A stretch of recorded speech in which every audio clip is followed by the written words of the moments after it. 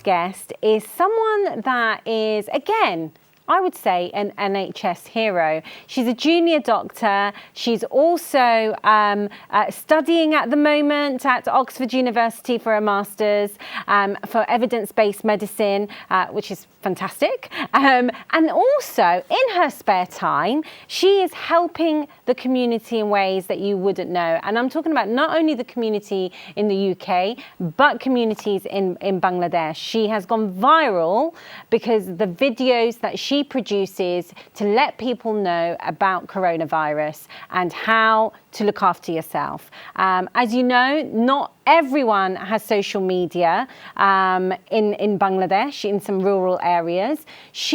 Her videos are available to those that don't have that type of connection. So she really is reaching people that that wouldn't usually have this information. So I'm really, really pleased that I've got Tasnim Jara. She's here live with me. Hello and good afternoon, Tasnim. How are you? I'm doing well. Thank you, Kohinoor, for the very generous introduction. I'm very honored to be on the show today. Well, I'm honored to have you on. You are fantastic. And, I've listened to some of your clips. You're so well informed. You give such good advice and it's all factual. So I think and that's what we need. That's what we need because as you know, anyone can put a message out there, but you actually do reference a lot of trusted bodies on your videos. So I think it's fantastic. But before we go on to that, Tasnim, I first heard about you 3 years ago because a photo of you went viral. And it was actually on your wedding, wasn't it? Your wedding day. It was. You took a photo and you looked beautiful. Thank you. But the reason why it went viral is because of obviously traditionally, brides in Bangladesh get very dolled up and they have a certain look about them. But you actually went makeup free on your wedding.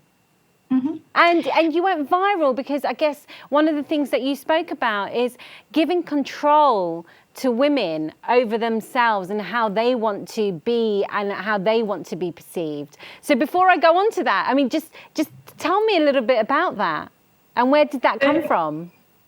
So as you've rightly pointed out, my core message in that post was about agency of women. So in very simple terms, it was about women being able to take decisions for themselves rather than others deciding on their behalf.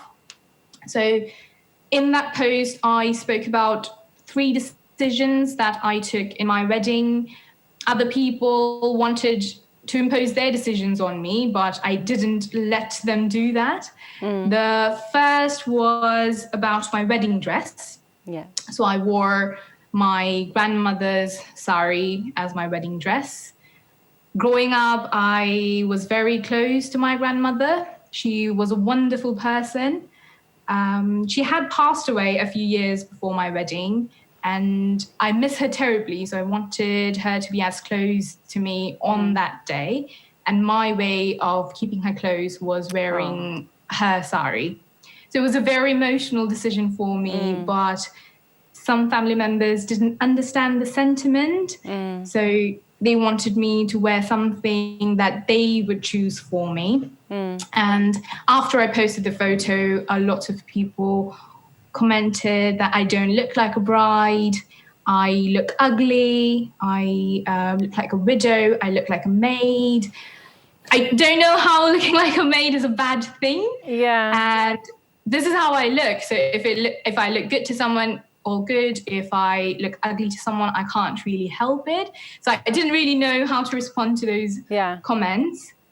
And then the second decision that I took was not wearing any jewelry. I don't normally wear jewelry personally. I don't like gold ornaments. So that's how I wanted to be on a wedding day as well. But again, some family members thought it would look bad on the family. as a woman, I should wear some gold ornaments on my wedding. And then the third decision was about not wearing makeup. So normally in my day-to-day life, I don't wear makeup.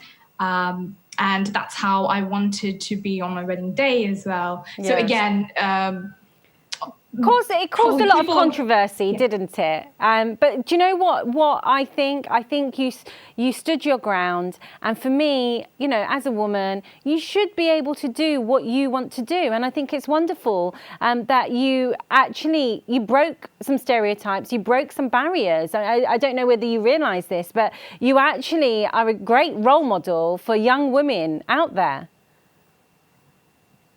Thank you so much for that. I mean, I have received a lot of messages from women around the world, really. So from China, from Philippines, from Denmark, from Australia. I was quite surprised as well. And I did realize that the struggle I was talking about, the challenges of women not being able to decide for themselves and society imposing decisions on them was perhaps a challenge across cultures.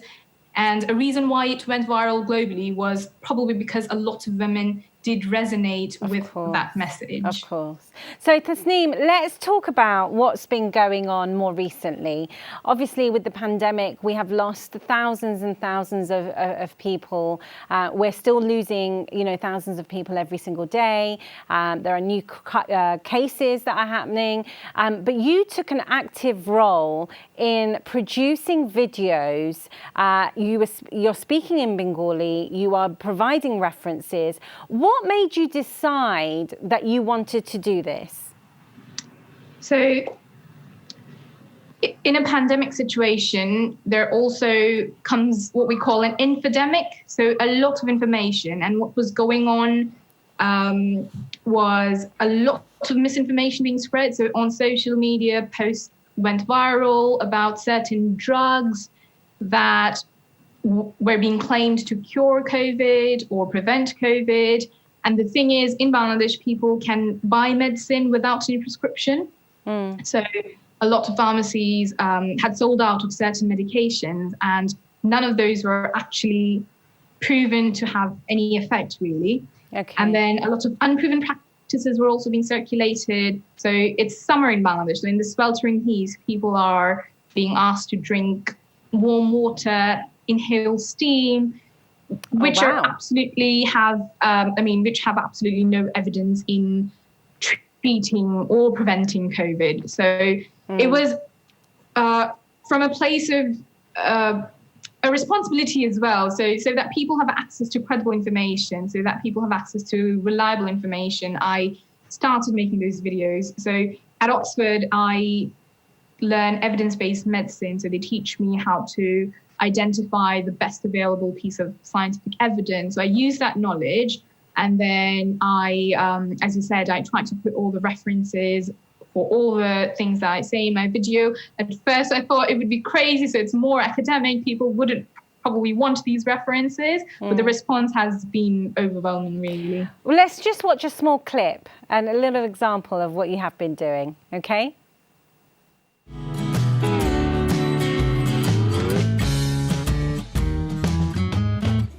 Hi, আমি Tasnim Jara, university of অক্সফোর্ডে evidence based medicine নিয়ে post graduation করছি। ব্রিটেনে corona মহামারীর শুরু থেকে রোগীদের চিকিৎসা দিয়ে যাচ্ছি ফ্রন্ট লাইনে থেকে। আজকের বিষয় হচ্ছে করোনা সিমটম দেখা দিলে কিভাবে নিজের যত্ন নেবেন। প্রথমেই একটা বিষয় পরিষ্কার করে নেই, এমন কোনো খাবার নেই যেটা করোনা ধ্বংস করতে পারে।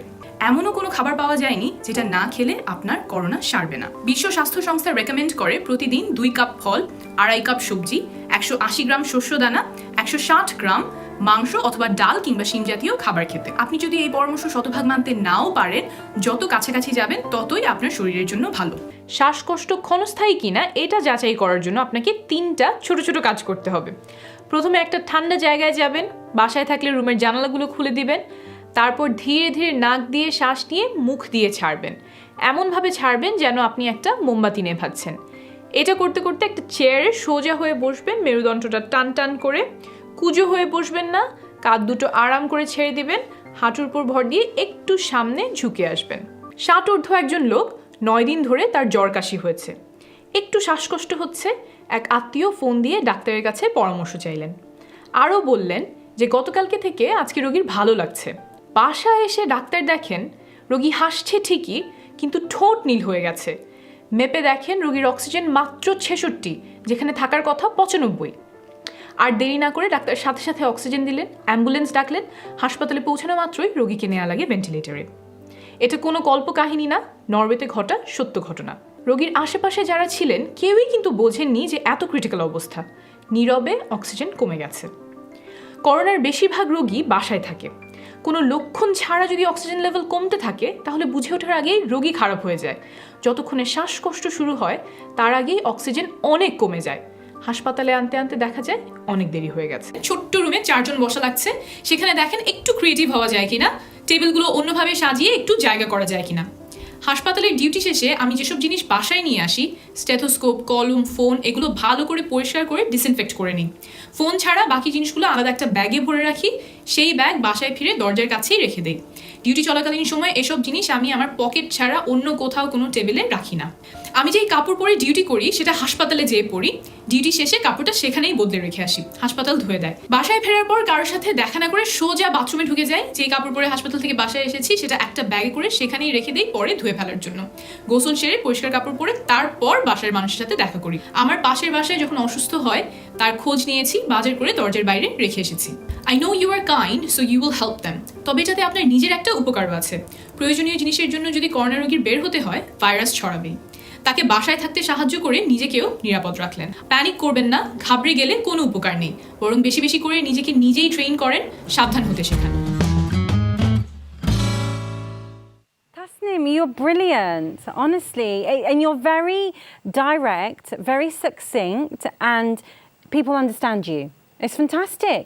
And it's things that people might not even think about. You know, you're talking about foods that we eat, you're talking about even people not knowing that they actually have the virus, you know, and so I think it's wonderful. In your view, obviously, the restrictions and everything have been eased. Restaurants have opened up and things like that. And I actually saw saw this morning and today, some of the pictures of people not socially distancing at all. Okay.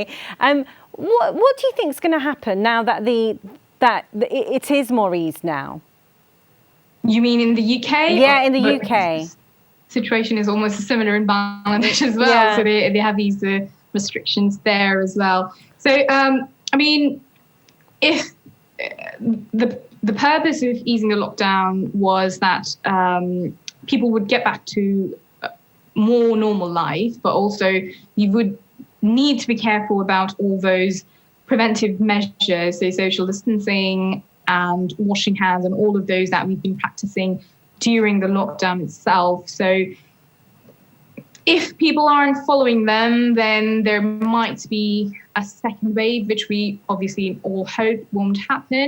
But just because the lockdown has eased doesn't mean we can relax the preventative steps that we have been taking. So it's same for UK, for Bangladesh, because what we know so far about the virus, we know that if you're in close contact with someone who has the virus, then you have a chance of getting it. And sometimes people don't always show symptoms. So before they start showing symptoms, before they start developing a fever or a cough, they can transmit the virus. So the importance of all the preventative measures we've been taking so far also need to be in place now. Yeah, no, it's scary times, Tasnim. But going back to your videos, you have been able to reach a number of people in rural areas. Explain to me how that has happened. So I make the videos keeping a few things in mind. I wanted to give access to credible information to people who probably wouldn't have access. So I made those videos in Bangla, and I try to make them for a certain duration where people would be still listening to me, if that makes sense. Mm-hmm. And the other thing is so as you know, most of COVID patients would normally recover at home. They wouldn't need any special treatment, any special medicine. So in those places, people would really need to know what signs to look out for when they need to go to the hospital, when they become worse, so to be able to identify those signs as well. I've tried to present my information in a way that people understand, and it's easy to relate to those. So like contextualization and making them simple. Yeah. So I don't really know how it reached so many people. I was surprised too. Well, you had a lot of the large networks and companies pick up on the videos that you'd been doing, and they'd also been sharing it, right? Yes. So I started doing these videos, and after that, Grameenphone. So this is the largest telecom company in Bangladesh, and they provide internet service and telephone services in the rural parts as well. So they started sharing my videos.